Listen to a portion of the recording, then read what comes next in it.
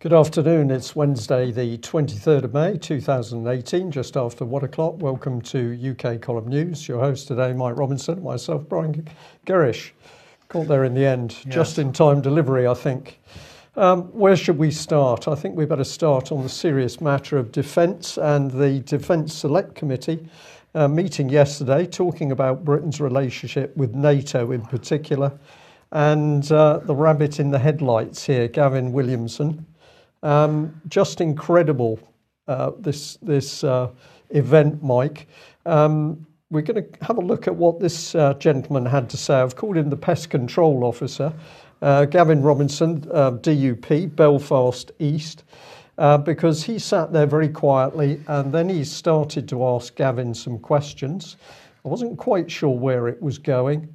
Let's have a look at that clip and see where it did lead to. In terms of MDP then, how much engagement has there been outside of the sort of standard structure? So you'll have service-to-service engagement, you will have engagement fostered by and through NATO, you will have MOD to DOD engagement, but are we engaging with other political actors, say on Congress, with state governors, for example? Are they feeding into our MDP process? So we have a broad range of interaction. I mean, this committee plays an important role in terms of dealing with and building relationships with the United States. When I was over in the US, it took the opportunity to see people who obviously have a strong defence interest, who serve in Congress and the Senate, and it's important to have that strength of relationship there.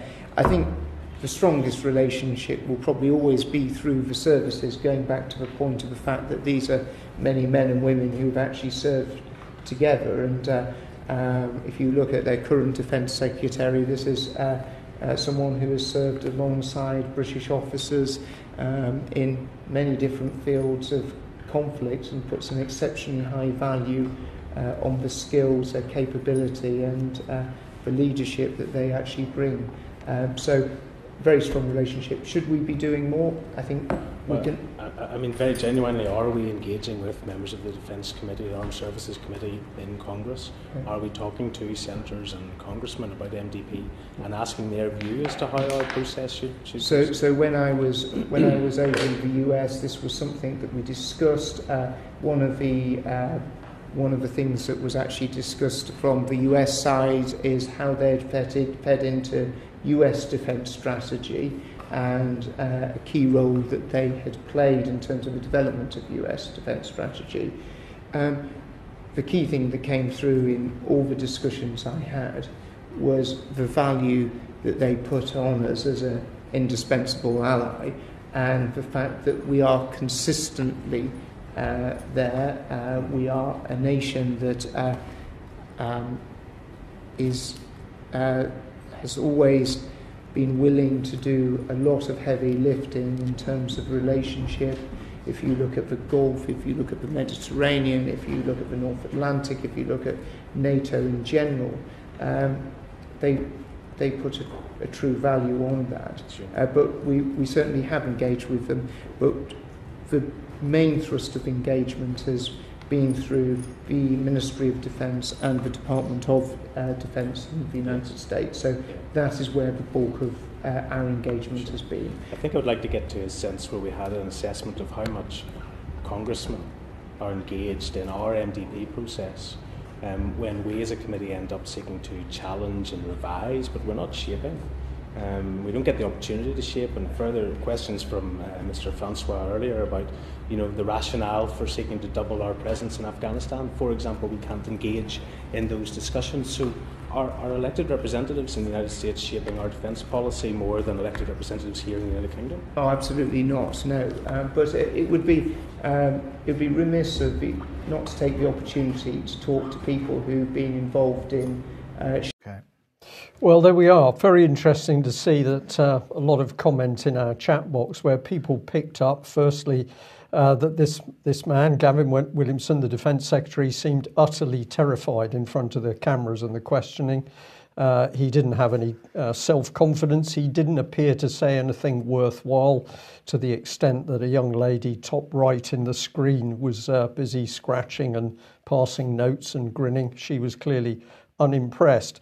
But the key part was towards the very end, where that very astute member for Belfast East said, well, you're having all these discussions with the Americans. You're talking to American Senate, you're talking to Congress, you're talking to senators, and they are shaping our defence policy. But the Defence Select Committee, we are not able to shape the policy itself. So that very astute question really drilling to the heart of it, that we have a secret cabal within the British government which is simply doing as it pleases with defence, and the Defence Select Committee doesn't understand what's actually happening. We can also ask the question, is it possible that Gavin Williamson can himself be setting the policy? And I think the answer to that on this video clip alone is that cannot be possible, because this man clearly doesn't have the self-confidence or the mental acumen to form the policy on anything. So while we reflect on that, let's just come back to a screenshot of that Defence Select Committee. And I found it interesting that sat next to the gentleman who was astute enough to ask the question. So on the left of your screen, that's Mr. Robinson from Belfast East. Sitting next to him is Johnny Mercer.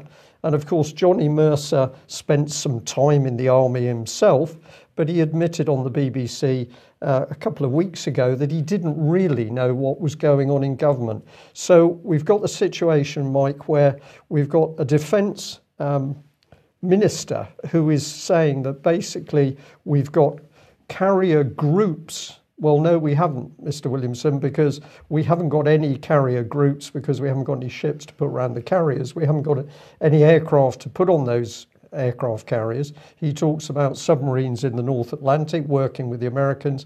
Well, we haven't got that capability either. Johnny Mercer says he's no idea what's going on. Well, maybe Johnny Mercer doesn't have any idea what's going on because he's spending too much time running with his comforter, Peppa Pig. I'm almost speechless, Mike, at this stage, because this is an immensely serious matter. We've got British troops deployed overseas, specifically the SAS and Special Forces deployed into Syria. No debate in Westminster. And now we've got the Defence Select Committee telling us very plainly that they have no idea what's going on either. So we've got what? A criminal cabal not only running the country, but able to deploy Britain's armed forces, or what's left of them, as they see fit. Immensely dangerous. Absolutely. Now, this morning, Number 10 pushed this out. It was a tweet with this image, and it said, Prime Minister Theresa May and the Cabinet today, so that was yesterday, received Dementia Friends training, which highlighted the difficulties faced by people living with dementia, with key messages for helping them to lead better, happier lives.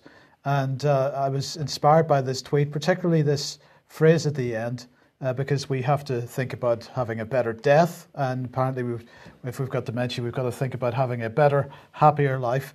And that phrase stuck in my head because it kind of, something just was, it rang a few bells. And this is the bell that it rang, in fact, because if we go back to early Soviet propaganda posters, here we have one from 1932, and the catchphrase on this poster is "Life has become better, life has become happier." And what we increasingly see, Brian, I believe, is our own government spewing out this Soviet-style propaganda at us, and it's about time they were called out for it. Well, indeed, Mike, and we're going to cover again what's been happening in Iran and the backlash from the Iranians against British soft power. But let's remember that if we're talking about the Soviet system, where did the Soviet system actually come from? It came from developments out of the West, and in particular with the support of the Western banking interests. So could it be that the people that formed that policy that effectively destroyed Russia at one stage have unleashed exactly the same policy within UK and Western Europe. I think it's perfectly possible. Right. Antiwar.com and Justin Raimondo have published this article, A Spy in the House of Trump, and they're highlighting a guy called Stephen Halper, who they're describing as a veteran dirty trickster, that he was outed. And what they're saying, and what Justin Raimondo was saying, is that Stephen Halper, being identified as a veteran British spy, had penetrated the Republican administration, three of them in fact, ultimately the Trump administration itself, and that Raimondo says that the British never abandon a successful game plan. So this guy has been used time and time again through successive Republican administrations. And he says that in 2016, Halper, who's a dual citizen of the US and the UK, who has taught at Cambridge University, been a colleague of Sir Richard Dearlove, and that together with historian Peter Martland, that these three raised the alarm about Russian influence in the Trump administration and previous administrations. He said that Russiagate appeared to be launched by former MI6 agent Christopher Steele with the dirty dossier, but the problems with inaccurate details in the Steele dossier required a new myth to be created, which was that Trump had allegedly colluded with the Russians, and that this was said to have started when the Australian diplomat Alexander Downer, while he was drunk apparently, had a conversation with George Papadopoulos, who supposedly revealed that the Russians had thousands of Clinton campaign emails, and the Trump collusion that goes with that. And then it goes on to say that in September 2016, Halper requested a meeting with Papadopoulos to ask him to write a paper for a $3,000 fee and a trip to London. So he got $3,000 and a trip to London. They met a number of times, and Halper asked, George, you know about hacking the emails from Russia, right? And Papadopoulos had said he had no idea what Halper was talking about. And Halper at that meeting dropped the subject. And then he goes on to say that Halper had a history of disrupting campaigns. And he says that the Reagan-Carter 1980 presidential race, he had disseminated Carter's stolen foreign policy briefings to the media, and that he reportedly ran the operation that procured them in the first place. So he concludes that the Russiagate hoax has many actors, all playing their appointed roles as provocateurs, cutouts and informants, but this was originally a British production with Halper and Steele at the centre of it. The Obama leftovers in the FBI, the Justice Department and the CIA colluded with the British to frame the incoming president as a Russian agent. And he said the British in particular have never hesitated to interfere in US domestic politics if they thought their own interests would be advanced. It happened in the run-up to both world wars and is happening today. If we trace the origins of the Russiagate hoax and the campaign to dethrone Trump, all roads lead to London. Well, another article then, this is from Polizet, which republished by Zero Hedge, which, we've talked about Steele and the fact that he was involved in Orbis and so on, but this is a new company that they're talking about. I'm not really sure how it's pronounced, Hacklight or Hacklight, I'm not sure, and company, which was founded by three former MI6 operatives in 1995, and also played a role in the second part of Trumpgate, and the current staffing of this company, it's full of Hillary Clinton supporters and also people from the Obama administration in general, which is why Hillary's photograph's on there. So, and again, it links back to Stephen Halper, who was working for the Obama administration, also participating in the FBI and Department of Justice spy operation on the Trump campaign. So this two articles coming from slightly different angles, but which both together reinforce the idea that this seems to have been heavily, the whole situation with Trump, heavily motivated by British interests. By British interests. We can call that the deep state power. So let's come back on to what's been happening with Iran and the arrest of so-called journalists. Now, we've spoken about this on a couple of days, but we're going to keep working on this because we can see more and more of these the pieces of the jigsaw coming to the surface. So Nazanin Zaghari Ratcliffe here, which we are labelling as victim of British BBC soft power subversion. And yesterday we showed this New York Times article going back some time where it was saying that the BBC are creating new initiatives under John Tusa, the general manager, the then general manager of the BBC, creating what he called a Marshall Plan of the Mind, which would use radio to bring instructional broadcasts in history, banking, accounting and communication to the emerging democracies of Europe. So this gave us the model for the BBC being used for blatantly political purposes, but of course not just politics, because in came the banking interests and the money, and to nation states that don't believe in open capitalism, those would be very dangerous subjects to introduce into their particular countries. Now, thank you very much to the astute viewer that said, well, we've missed something, because The Guardian a few days ago flagged up this lady. She'd also been arrested. And what's the story behind this? Well, the lady's name is Aras Amiri. And this is part of the article. Her detention is the latest in a string of recent arrests involving British dual nationals or Iranians linked with British institutions. Last week it emerged that Abbas Dalat, a professor at Imperial College London, had been arrested in April by the hardline Revolutionary Guards. Hardline, of course, is dropped in there by The Guardian to make sure that you understand that Iran is the nasty dictatorship. The dictatorship. Yeah. And we'll just put in a bit more. Before her arrest, Amiri had been living in London for 10 years. She has a residence permit, is studying for a postgraduate degree in philosophy at the Kingston University. Simultaneously, she's been working for the British Council, wrote Amrani. This is a commentator on the case. She has worked on film festivals and cultural exchanges between UK and Iran, and more importantly, some of her activities have been in cooperation with the artistic department of Iran's cultural ministry. So she's doing a postgraduate degree on one hand, but she's also working with the British Council. And of course, we would say, well, what was she actually doing with the British Council? Let's bring in the other gentleman that was mentioned here, Dalat. Here he is, British-Iranian academic. Dalat detained in Iran, British officials say. Now, he is slightly different in as much as he's an open political activist, but he's the founder of the Campaign Against Sanctions and Military Intervention in Iran, which described itself as an organisation that opposes sanctions, foreign state interference and military intervention in Iran. I found this quite interesting, Mike, that on one hand you could say, well, he appears to be supporting Iran, but we're now starting to ask questions about who exactly these people are and who they're really working for. But at least he's declared openly as a political activist. So that probably leads us on to the British Council.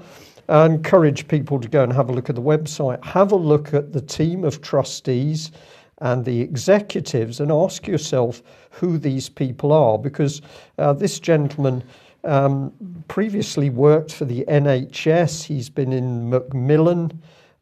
Suddenly he's heading up the British Council. But the message of this organisation is that we're just very nice people. We just happen to be a little bit to do a little bit of work with the British government, but really you can trust us. They said about Amiri that she'd not been on a work assignment during her visit to Iran. Trust us, she wasn't working for us. The spokesperson for the British Council said the Council was aware that one of our staff has been detained in Iran while making a private family visit. The colleague is an Iranian national. This is a fairly early report, of course. The British Council does not have offices or representatives in Iran. We work remotely to develop long-term people-to-people cultural links with Iran, as we do in 100 other countries. Would you describe this as some kind of tele-subversion then? Well, I think we get a clue when we go and have a look at this, because they've got a very big section on transparency. when you follow it through, they do mention our relationship with government. To ensure the greatest value for the UK, the British Council is firmly committed to, quote, strategically aligning its work to the long-term policy priority of the UK government. Well, the UK government at the moment clearly wants to see regime change in Syria and Iran. Yeah. So if the British Council is aligning its work to the policy of the British government, clearly they're working to overthrow the current government of Iran. And now we get a slightly different picture about what possibly Miss Ratcliffe was doing in Iran. Or she is completely innocent and has been totally duped by the activities of these organisations. So at this point, let's bring in the BBC because we can see this little comment. In 2009, Iran closed the British Council offices in Tehran in reaction to the launch in London of BBC's Persian service, which is, quote, loathed by the Iranian establishment. In June 2009, following unrest in the aftermath of a disputed presidential election, Iran arrested several local staff working for the British Embassy in Tehran. Well, of course, the Iranians are not alone in loathing the BBC. We are also happy to say we loathe much of what the BBC does. But the point here is that the BBC is involved politically. So let's come back to Miss Ratcliffe here. This is a report from the Financial Times. It says Iran media raises campaign against Nazanin Zaghari Ratcliffe. This is some of it. A hardline Iranian news agency has attempted to escalate the judicial case, and it's apparently said that it's shown documents which demonstrate that she was actively involved in a, quote, secret project against the Islamic Republic through various organisations. Now, this is exactly what the British government says it's working to do, which is to overthrow the Islamic Republic. And the British government clearly prepared to use different organisations. She was in the core team of the Iran project in the BBC, a secret high security project which pursued different goals, according to the Iranians. But this doesn't seem to be such a bizarre claim. And the allegation possibly refers to the establishment of the BBC Persian service in 2009, which the Islamic Republic considers a security threat and a, quote, mouthpiece for Iran's opponent inside and outside the country. And at that point, let's bring back BBC Media Action, where we can see exactly what the BBC has been up to in Syria, because here was Julia Harkin boasting that the BBC back in 2004 was working with the people who were trying to overthrow Assad. So I think, Mike, it's becoming quite clear is that the British government is funding NGOs and BBC and other charities to destabilise sovereign nation states. But of course, people are being caught up in this policy. And what can we do? Well, we have to tell more people what the British government and the BBC are really up to. Well, speaking of Syria, many of the mainstream media today bitterly making the point that the Syrian government has regained control of 100% of Damascus. I didn't want to put any of the mainstream media coverage of that up, so I thought I would put the Syrian Arab Army's image that they put on their Facebook page, where they're delightedly saying this is the first sunrise in a free Damascus in 7 years. The BBC had said that the Syrian military has declared that it has taken full control of all areas around the capital Damascus for the first time in 6 years. Damascus and its surroundings are completely secure, according to the Syrian army spokesperson.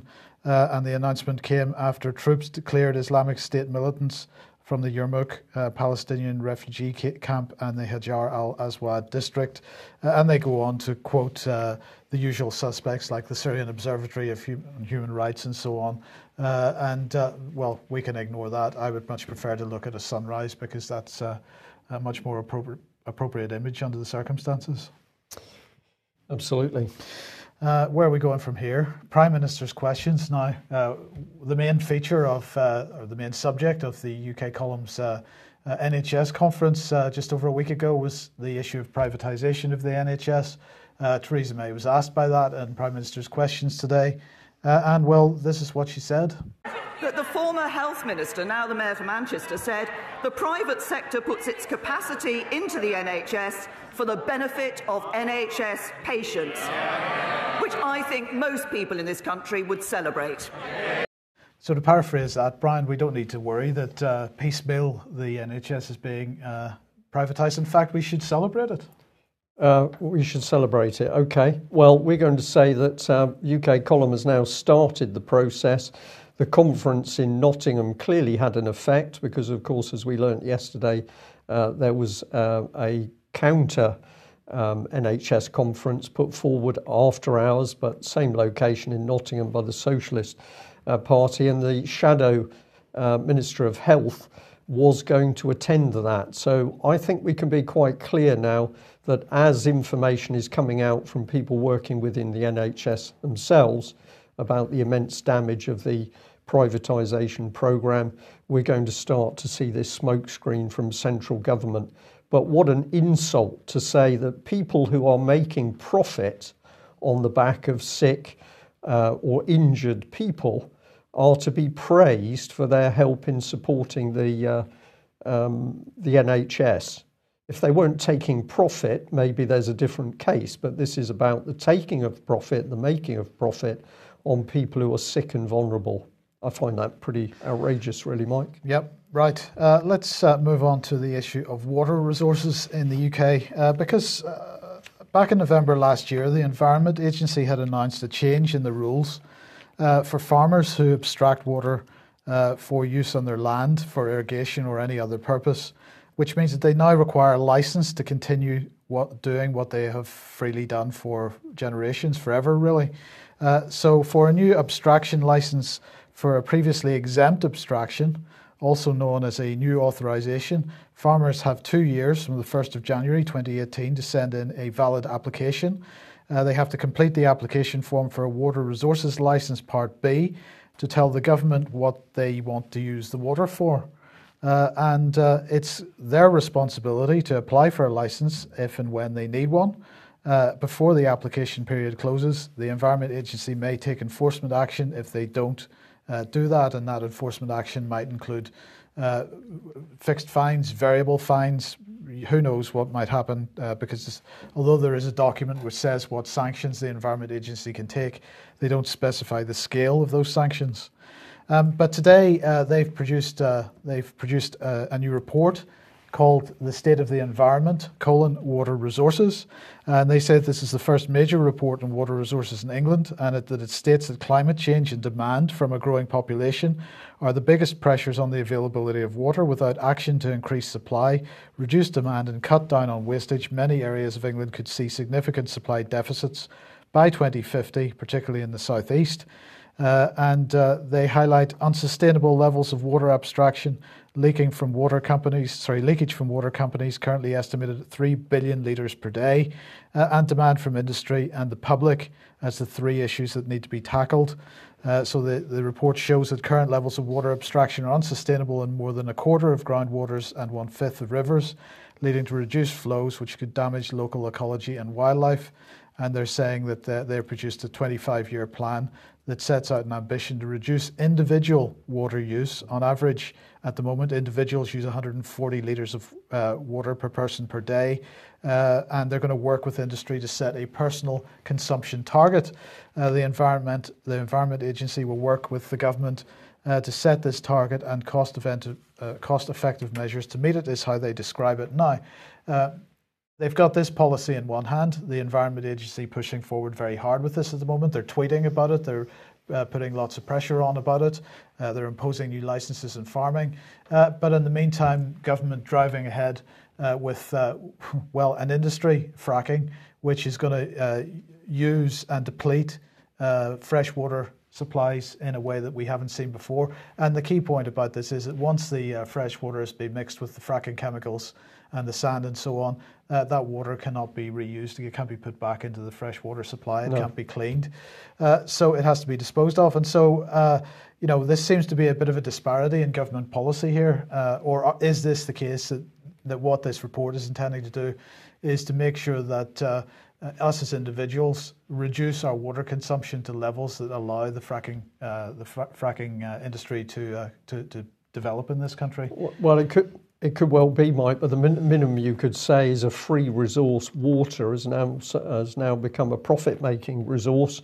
So the scarcer you make it, presumably the more profit you can make off the back of that. Yeah. Maybe one way of looking at it. Absolutely. So on Monday, we reported this new report from the Green Paper from the House of Commons Foreign Affairs Committee, Moscow's Gold, Russian Corruption in the UK. And we were making the point that the Foreign Affairs Committee really concerned about so-called dirty money coming in from Russia to this country. The scale of damage that this dirty money can do to UK foreign policy interests dwarfs the benefit of Russian transactions in the city. Now, we commented on this, and many others commented on this.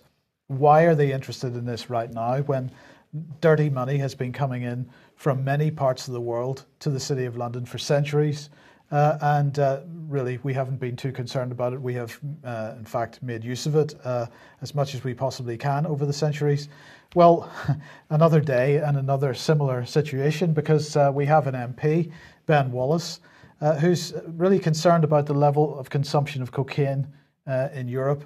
And he is particularly concerned that Britain is becoming the cocaine capital of the world. I thought Westminster was the cocaine capital, Mike. That is absolutely true, as we will shall now remind everybody, of course. But yet again, we have an MP, or an MP in this case, coming out and saying that he's suddenly extremely concerned about the levels of cocaine use in the UK, when, as you rightly point out, London has been, and particularly the Houses of Parliament, have been the capital of cocaine use for many, many years. This is the Daily Star, the Houses of Charliement, MPs caught up in cocaine scandal. Yeah. I think we've even seen one or two senior MPs sitting in the debate at Westminster, clearly affected by some sort of substance. We better not mention the names, but I seem to remember that film clip with an individual clearly high. Yes, so that's how it seemed. Or drunk, I suppose he might have been. We often ask, what are they on? I think we know now, don't we? Anyway, let's bring Jeremy Wright onto the programme now, because Jeremy Wright, who is of course the in charge of justice in this country, he was speaking at the Chatham House yesterday. He said, "I'm particularly pleased to be speaking here at Chatham House Royal Institute for International Affairs, which has a long-standing record of engaging governments, the private sector and civil society in debate about the most significant and pressing developments in international affairs." So again, let's frame this in terms of, once again, this new merger of government, private sector, third sector, all together, getting together. And what are they getting together to deal with now? The internet. So he said that the truth is, as authors and subjects of international law, nation states have a responsibility here, a responsibility to be clear about how our international law obligations bind us, a responsibility we fulfill through our treaty obligations, our actions and our practice, as well as through our public statements, and a responsibility, I believe, that extends to cyberspace. The very pervasiveness of cyber makes silence from states on the boundaries of acceptable behaviour in cyberspace unsustainable. If we stay silent, if we accept that the challenges posed by cyber technology are too great for the existing framework of international law to bear, that cyberspace will always be a grey area, a piece of blurred boundaries. Then we should expect cyberspace to continue to become a more dangerous place.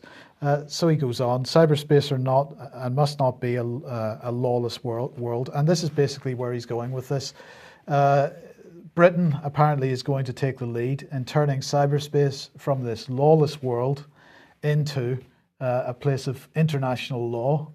And we're going to lead that, which I find staggering, because we have utterly failed to lead the world in terms of international law for quite some time now, if ever. And he went on to say that, for example, the WannaCry ransomware attack affected 150 countries, including 48 National Health Service trusts in the United Kingdom. It was one of the most significant attacks to hit the UK in terms of scale and disruption. And he had said that international law rules of attribution on the attribution of conduct to a state are clear, set out in the International Law Commission's articles on state responsibility, and require a state to bear responsibility in international law for its internationally wrongful acts. and also for the acts of individuals acting under its instruction, direction, or control. So WannaCry, Britain and US, Australia, Canada, New Zealand, Denmark, and Japan all reckon that WannaCry was caused by North Korea. No evidence for that, but they did follow the international law rules on attribution of conduct, so that's okay. In other words, they made it up as they go along, right? And then he said that additionally, our attribution, together with 11 other countries of the destructive NotPetya cyber attack against Ukraine to the Russian government, specifically the Russian military in February this year. So that's fine because, again, they used the international law rules on the attribution of conduct, so we don't need to worry about that. And he ended up by saying cyberspace is getting larger, not smaller. Its influence on international relations is growing, not shrinking. So it's ever more important and part of the UK's role in global leadership to do what we can to ensure that the law applies to cyberspace too. What all this, I'm smiling here, what all this does for me is that they cannot run this country, they cannot fix the potholes in the road, they can't have a stable organisation, you can't run local councils, you can't look after the NHS, you can't run schools, they can't do any basic thing to support the country, but they are going to change the world and they're going to change cyberspace. I think it's a combination of dementia and drugs, Mike. I think you're probably right. That's the best I can come to. Yes. What are they going to bring in? Well, we're going to jump to Australia, but you can be sure that this is actually happening in UK at the moment. Several people picked up on this headline: gender-neutral parenting, raising kids with the freedom to be themselves. And basically, this is about Australia, although I'm first of all going to point out that it's a bit naughty by Zero Hedge because they say this is Australia, but it's to do with Melbourne Council. And their local city council has announced plans to, quote, audit children's books and toys with a plan to ban them from kindergarten, schools and libraries if they don't meet strict gender guidelines. So this is happening in UK already. We know that books are being removed out of libraries. So don't think that this is something which is a little bit too wacky to believe. This stuff is happening in UK and has been happening for several years. But let's follow this one through. The research suggests that educators should minimise the extent to which gender is labelled and avoid telling children what girls and boys should do. So this is all an attack on sexual identity. You're born as a girl or you're born as a boy. We'll just add this. This is ridiculous. This was the comment in the article, and there was comment from a number of parents who were very angry, but they used the word ridiculous. Well, I'm going to say, no, this is not ridiculous. This is deliberate and calculated policy, and people need to understand this. And then the question for us all is, who created the policy? Where does this come from? If the same policy is appearing in Australia as appearing in UK, then is this a Commonwealth policy, or has this come from another direction? United Nations is always a good one. But it gets worse, because if we look into this article, we can also come up with this one, which is from ABC News, but The Independent has also put this out, where an expert says that parents should ask their baby's permission before changing the dirty nappy. Okay, you with that one, Mike? Oh, yes. Right, now if anybody wants to actually have a look at the video clip, there's the address, so you can freeze the screen and have a look at that. This is what the expert said in simple terms. She said, we're involved with parents from birth, just about how to set up a culture of consent in their homes. So I'm going to change a nappy now. Is that okay? Of course, the baby's not going to respond to that question with, yes, mum, that's awesome. I'd love to have my nappy changed. But the expert says, if you wait to leave space and wait for body language and eye contact, then you're letting that child know that their response matters. Yes. Okay, so I thought we'd do a little bit of analysis on this. This is the culture of consent. This is what the lady is pushing, the expert. So what we've got, first of all, is that it's allowing the state to interfere from birth, as is the case with the named person scheme in Scotland. It starts the sexualization of the child from birth, because the subliminal teaching is that any touching, even if it's your own parents, has a sexual component and thus requires your permission, baby. It breaks down parental authority, as the refamed child will be able to question their parents on the whole consent issue. You want me to do X, Y, and Z, I don't consent. It blurs and breaks down the biological gender identity for male and female, and that is clearly part of the drive for transhumanism. And also we've got the censoring of books to ensure that only state-approved content can be read. And I've stressed again here that UK libraries are already doing this on the basis of political correctness. So what was the response? Well, the local council there says, no, Thomas the Tank Engine won't be banned under the Melbourne Council gender guidelines. They've assured parents that they'll still be able to enjoy their favourite stories in the library amid, quote, outrage over the claims. There we are. Our libraries aim to promote diversity. None of the books mentioned in media reports have been banned. But if we follow it through, the deception is we're not banning books. The reality is that we're moving to censor books to facilitate the real policy, which is diversity reframing of children. So I found this one particularly dark and sinister, but the point is it's happening in Australia, it's also happening in UK. And as we've often said, that if you are part of the gay agenda and you think that the overall government policy is to help support the gays, then of course it isn't, because the ultimate goal is the replacement of any sexual identity through transhumanism. So we'd encourage anybody and everybody to be having a look at that subject. Credible, Mike. Britain in 2018, but also policy in other parts of the world, globalist policy. Indeed. Right. Well, we're just going to end on the sad note that today is the funeral for Tina Hurst. Tina was the wife of John Hurst. John has given great service to the British Constitution Group over many years, giving excellent talks as a former policeman on the subject of law and order.